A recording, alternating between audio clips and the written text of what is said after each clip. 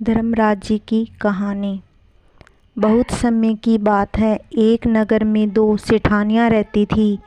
बड़ी सेठानी के घर में बहुत धन था, लेकिन वह बहुत कंजूस थी। छोटी सेठानी के घर में धन कम था, वह गरीब थी, लेकिन वह मन से बहुत दयालु और मददगार थी। वह समय को धर्म के कार्य और लोगों की मदद करने में लगाए रखती थी। वह रोज़ सवेरे गंगा स्नान करने जाती, तुलसी माता बड़ पीपल सींचती, भगवान के मंदिर जाकर पूजा करती, धर्मराज जी की कहानी सुनती और बड़ी सेठानी यह सब देखकर हंसती थी और कहती कि पता नहीं दिन भर क्या फालतू काम करती रहती है। ऐसा करते करते बहुत दिन बीत गए। दोनों सेठानियाँ बूढ़ी हो गई। तब भगवान के घर से बुलावा आया। छोटी सेठानी को लेने के लिए धर्मराज जी ने विमान भेजा, जबकि बड़ी सेठानी को दूत मारते हुए ले जाने लगे। रास्ते में बड़ी सेठानी ने कहा कि मुझे तो भूख लगी है। तब दूत बोले कि यदि तुमने जीवन में किसी को खाना खिलाया होगा तभी तुम्हें खाना मिलेगा।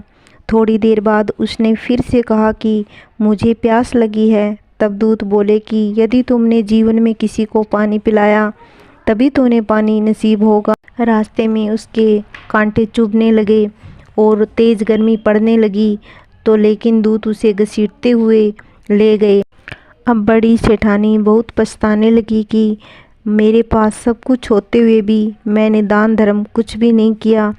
इतनी देर में धर्मराज जी का दरबार आ गया और वहाँ जाकर उसने देखा कि छोटी सेठानी भगवान के पास सिंहासन पर बैठी थी। उधर बड़ी बहू को तपते हुए कुएं में डाल दिया। तब सेठानी बोली कि मुझे सवा पहर का समय दीजिए, मैं वापस आकर दंड भोग लूँगी। धर्मराज बोले ठीक है। बड़ी सेठानी के शरीर में वापस प्राण डाल दिए। धरती पर आते ही उसने पंडितों को बुलाकर धर्मराज जी की कहानी सुनी और सब तरह के दान धर्म किए। इतने में समय पूरा हो गया। अब की बार सेठानी को लेने धर्मराज जी का विमान आया। सवा के दान धर्म और धर्मराज जी की कहानी सुनने से बड़ी सेठानी को स्वर्ग की प्राप्ति हुई। धर्मराज जी की जैसी कृपा सेठानी पर हुई, वैसी कृपा सब पर बनाए रखना। कहानी कहने और सुनने वालों के घर में, परिवार में सुख शांति बनाए रखना। बोलो राधे राधे।